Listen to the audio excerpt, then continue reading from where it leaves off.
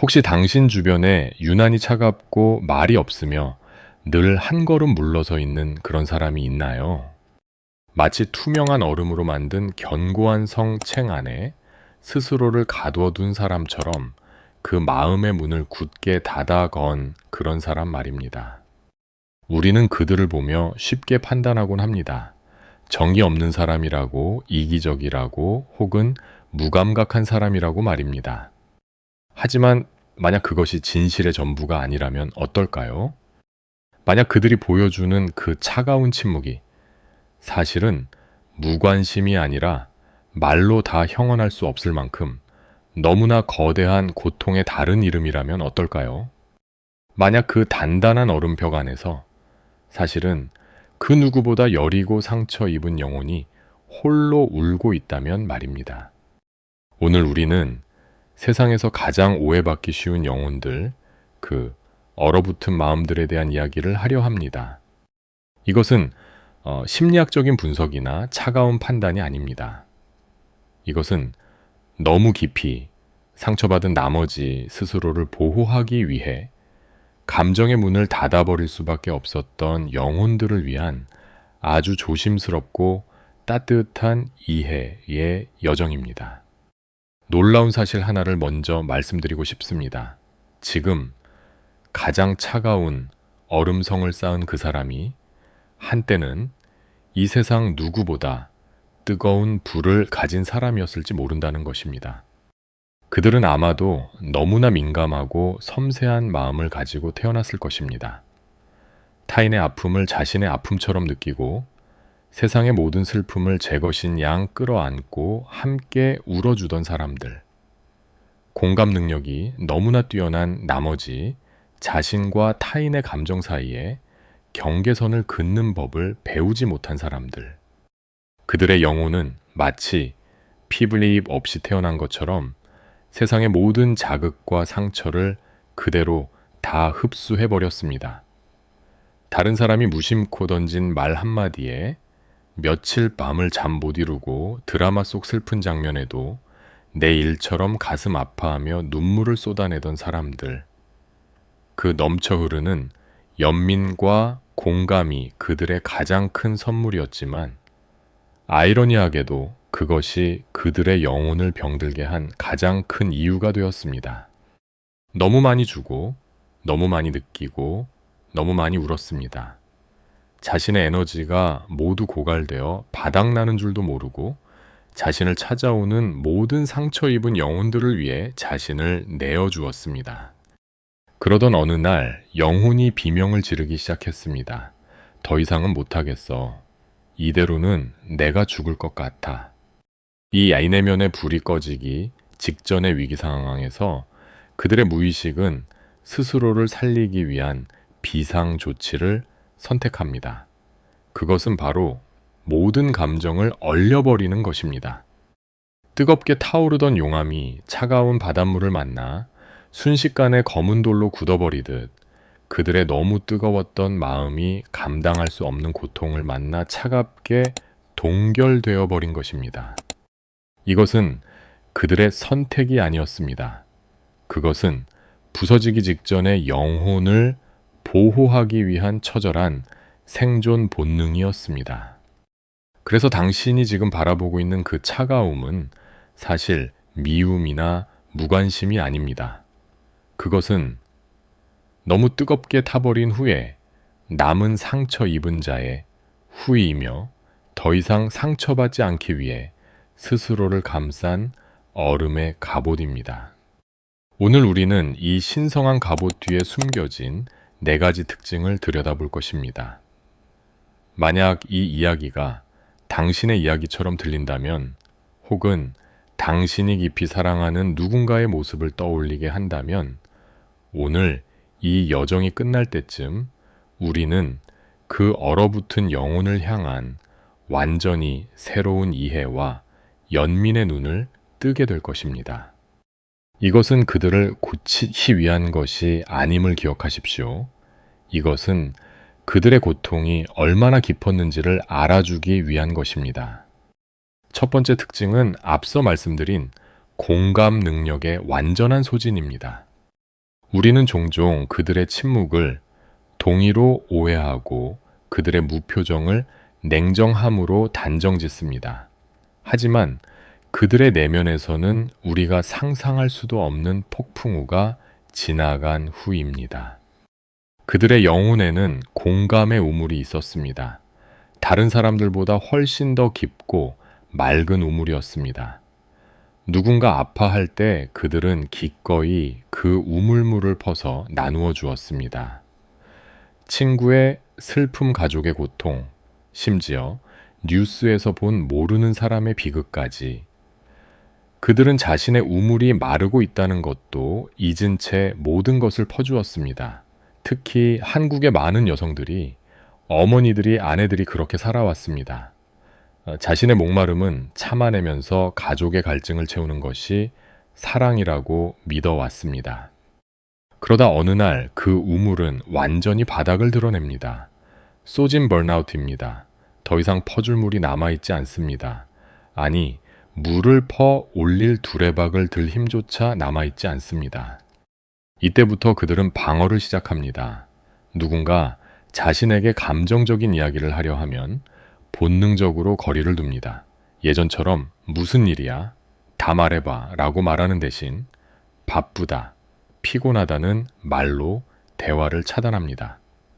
슬픈 영화나 뉴스를 의도적으로 피합니다. 더 이상 느낄 여력이 없기 때문입니다. 이것은 그들이 이기적으로 변한 것이 아닙니다. 이것은 파산 직전의 영혼이 자신을 보호하려는 필사적인 비상정지 신호입니다. 그들의 감정 회로가 과부하로 인해 완전히 끊어져 버린 것입니다. 감정의 차단기가 내려갔습니다. 그들은 이제 타인의 감정에 공감하는 것이 아니라 그 감정이 마치 독처럼 느껴집니다.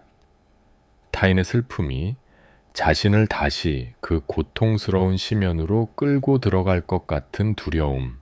그래서 그들은 문을 닫습니다. 황금 같은 문장 하나를 가슴에 새겨두고 싶습니다. 그들의 무관심은 미움이 아닙니다. 그것은 너무 뜨겁게 타버린 후에 남은 차가운 죄입니다. 그들이 필요한 것은 왜 그렇게 차가워졌어? 라는 비난이 아닙니다. 그동안 얼마나 많은 것을 혼자 감당해왔니? 라는 따뜻한 이해의 시선입니다. 그들의 우물이 다시 채워질 때까지 그저 아무것도 요구하지 않고 기다려주는 시간이 필요합니다. 두 번째 특징은 사회적 가면 페르소나를 갑옷처럼 사용한다는 것입니다. 우리 모두는 사회생활을 위해 페르소나, 즉 가면을 씁니다. 직장에서의 모습, 친구들 앞에서의 모습, 가족 앞에서의 모습이 다 다릅니다. 이것은 자연스러운 일입니다. 하지만 깊은 상처를 입은 영혼들에게 페르소나는 단순한 역할 연기가 아닙니다. 그것은 자신의 여린 속살을 보호하기 위한 철저한 갑옷, 자조입니다. 그들은 세상이 위험한 곳이라고 결론 내렸습니다.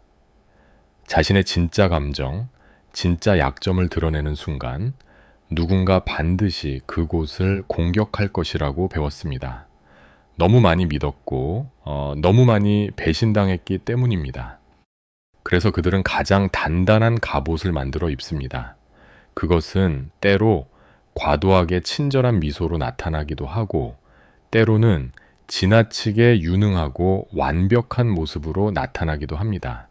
혹은 그 반대로 오늘의 주제처럼 아무도 가까이 오지 못하게 하는 차가운 표정과 과묵함으로 나타납니다.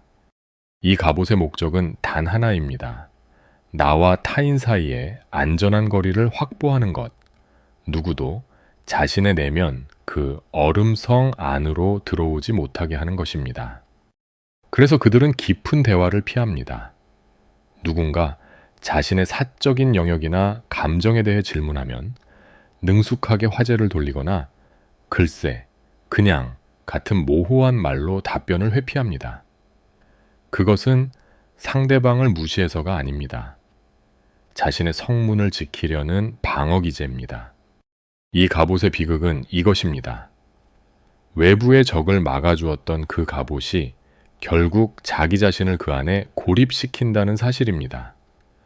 갑옷 속에 진짜 나, 그 상처 입은 내면 아이는 누구보다 따뜻한 연결과 위로를 갈망하고 있습니다. 하지만 그 갑옷이 너무 두껍고 무거워서 밖에서 아무리 따뜻한 손길이 다가와도 그 온기를 느낄 수가 없습니다. 스스로 만든 감옥 안에서 그들은 지독한 고독을 느낍니다. 황금 같은 문장 하나를 더 나누고 싶습니다. 당신이 보는 그 차가운 벽은 사실 그 사람을 지키기 위해 세워진 것이 아니라 그 사람 안에 있는 여린 아이가 더 이상 상처받지 않도록 지키기 위해 세워진 것입니다. 그 갑옷을 억지로 벗기려 하지 마십시오. 그것은 그들에게 폭력입니다. 그저 당신이 위험하지 않은 사람임을 갑옷 없이도 안전하다는 것을 아주 오랜 시간 동안 묵묵히 증명해 보이는 것밖에는 방법이 없습니다. 세 번째 특징은 인간과 사랑에 대한 깊은 불신입니다. 그들은 언제나 션트바 떠나보낼 준비를 하고 있습니다. 이것이 그들의 상처 중 가장 깊고 어두운 핵심일 수 있습니다. 그들은 왜 그렇게 차가운 갑옷을 입게 되었을까요? 그들의 공감 우물은 왜 그렇게 완전히 말라버렸을까요? 그것은 바로 믿었던 사람에게서 가장 깊은 상처를 입었기 때문입니다. 한때 그들도 세상을 믿었고 사랑을 믿었습니다. 자신의 모든 것을 다 내어줄 만큼 뜨겁게 사랑했습니다. 하지만 그 결과는 배신이거나 오해이거나 이용당함이거나 혹은 버려짐이었습니다. 이 고통스러운 경험이 한 번, 두 번 반복되면서 그들의 무의식에는 아주 잔인한 덫이 설치됩니다. 사랑은 결국 변한다. 사람은 믿을 수 없는 존재다. 내가 마음을 주는 순간 나는 반드시 상처받게 될 것이다. 이에야 무의식에 덫에 걸린 영혼은 아이러니하게도 상처받지 않기 위해 스스로 상처받을 상황을 만들어냅니다. 누군가 자신에게 다가와 따뜻한 관심과 사랑을 보이면 그들은 그 관계를 받아들이는 것이 아니라 그 관계가 언제 끝날지부터 계산합니다. 상대방의 작은 실수나 단점을 찾아내려 애씁니다. 거봐, 이 사람도 결국 똑같아. 스스로 확신하고 먼저 마음을 정리하기 위해서입니다. 혹은 일부러 상대방이 견디기 힘든 행동을 합니다. 이런 나라도 사랑할 수 있어. 끊임없이 사랑을 시험하고 상대방이 지쳐 떠나가게 만듭니다. 그리고 상대방이 정말 떠나가면 그들은 슬퍼하는 대신 오히려 안도합니다. 역시 내 예상이 맞았어. 떠날 줄 알았어. 이것은 스스로 만든 자기 충족적 예언입니다. 버림받을 것이 두려워 먼저 상대방을 밀어내어 버림받는 상황을 스스로 연출하고 마는 것입니다. 왜냐하면 언제 떠날지 몰라 불안해하는 고통보다 예상대로 떠나간 것을 확인하는 고통이 차라리 덜 아프다고 믿기 이샬라츠미리따이기 때문입니다. 그들은 관계를 시작하는 순간부터 그 관계의 끝을 바라보고 있습니다. 황금 같은 문장 하나를 가슴에 새겨야 합니다. 그들이 당신을 밀어내는 것은 당신이 싫어서가 아닙니다. 당신이 언젠가 떠나갈 때 느껴야 할 그 고통을 다시는 감당할 자신이 없어서입니다. 그들은 연결을 갈망하지만 그 연결이 가져다 줄 상실의 고통을 더 크게 두려워합니다. 이 지독한 딜레마 속에서 그들은 그저 안전한 거리를 유지하는 것을 택할 뿐입니다. 마지막 네 번째 특징은 이 모든 것을 종합한 고독 속에서의 사랑입니다. 그들의 사랑법은 언제든 잃을 준비가 되어 있는 사랑입니다. 그렇다고 그들이 사랑을 전혀 하지 않는 것은 아닙니다. 그들은 사랑합니다. 어쩌면 그 누구보다 더 깊고 절절하게 사랑합니다. 다만 그 사랑의 방식이 다릅니다. 그들의 사랑은 함께 불타오르는 사랑이 아니라 홀로 그 사랑을 지켜보는 사랑입니다. 그들은 사랑에 빠지는 순간에도 이미 그 사랑이 끝났을 때를 가정하고 있습니다. 그래서 그들은 사랑하는 사람에게 모든 것을 걸지 않습니다. 항상 자신의 마음 일부분은 남겨둡니다. 언제든 상대방이 떠나도 나 자신이 완전히 무너지지 않도록 하는 최후의 방어선입니다.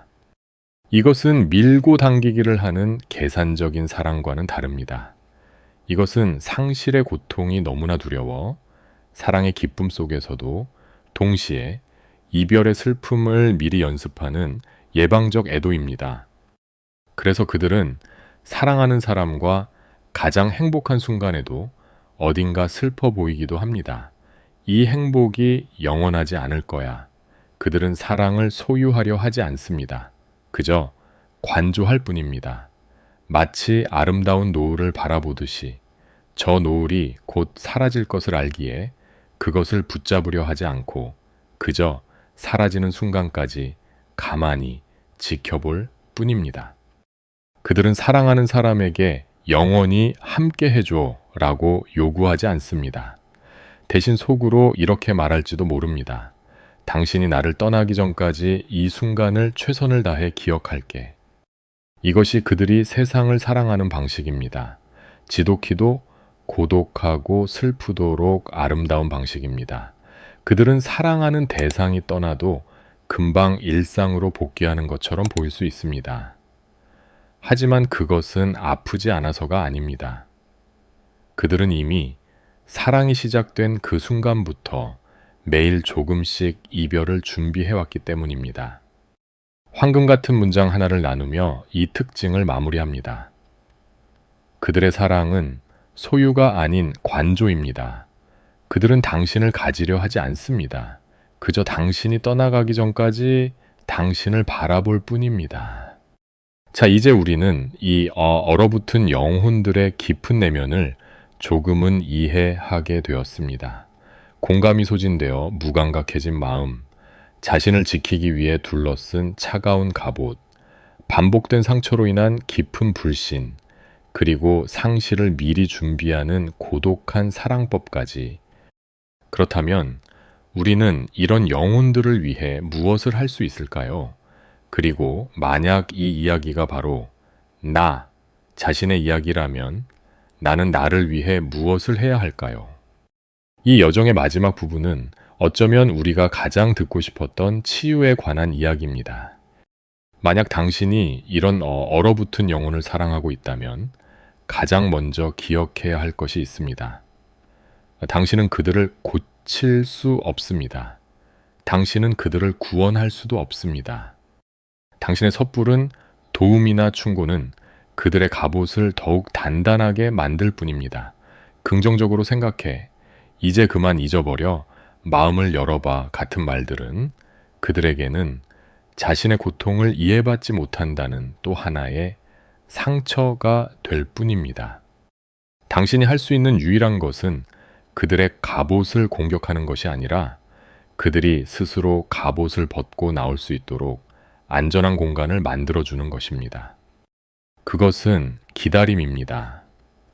아무것도 요구하지 않고 아무것도 바라지 않고 그저 일관된 모습으로 그들의 곁을 지켜주는 것입니다. 마치 추운 겨울날 얼어붙은 손을 녹이는 따뜻한 돌처럼 말입니다.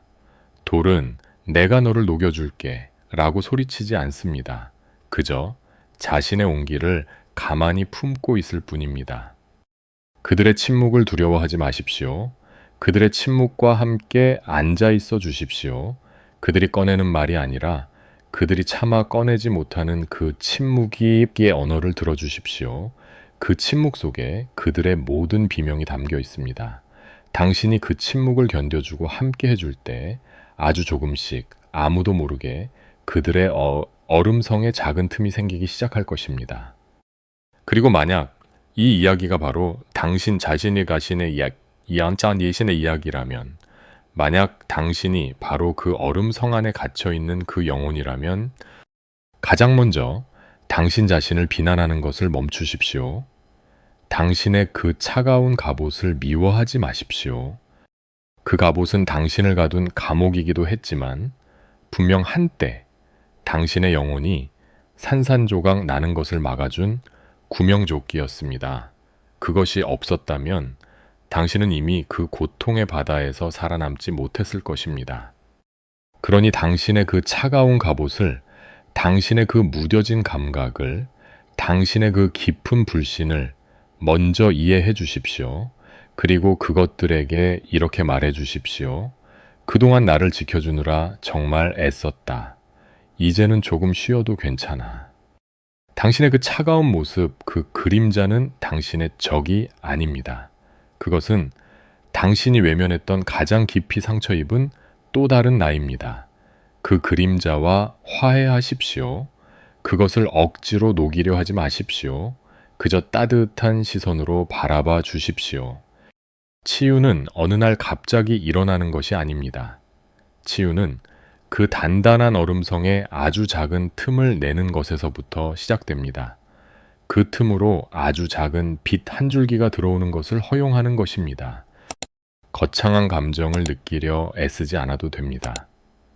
그저 아침에 마시는 따뜻한 차 한 잔에 온기뺨을 스치는 부드러운 바람의 감촉 창밖으로 들리는 작은 새소리, 그렇게 아주 작고 사소한 감각들을 다시 느끼는 것부터 시작해 보십시오. 당신은 부서진 것이 아닙니다. 당신은 그저 혹독한 겨울을 나고 있을 뿐입니다. 당신의 그 단단한 얼음은 당신이 얼마나 뜨거운 불을 품고 있었는지를 보여주는 가장 강력한 증거입니다. 봄은 반드시 옵니다. 하지만 그 봄은 누군가가 가져다 주는 것이 아닙니다. 당신 안에 그 얼음이 스스로 녹을 준비가 될 때, 당신 자신이 그 빛을 받아들일 준비가 될 때 비로소 시작되는 것입니다.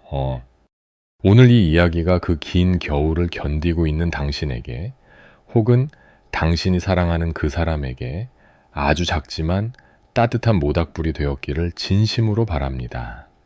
만약 오늘 이 얼어붙은 마음에 대한 이야기가 당신 자신의 이야기처럼, 혹은 당신이 깊이 이해하고 싶은 누군가의 이야기처럼 느껴졌다면 댓글에 파란 하트 하나를 남겨주세요. 어떤 말도 필요 없습니다. 그저 우리가 이 고독한 여정 속에 혼자가 아님을 알려주는, 서로의 침묵을 이해한다는 따뜻한 신호로 삼겠습니다. 우리는 여기 함께 있습니다. 봄을 기다리며 말입니다.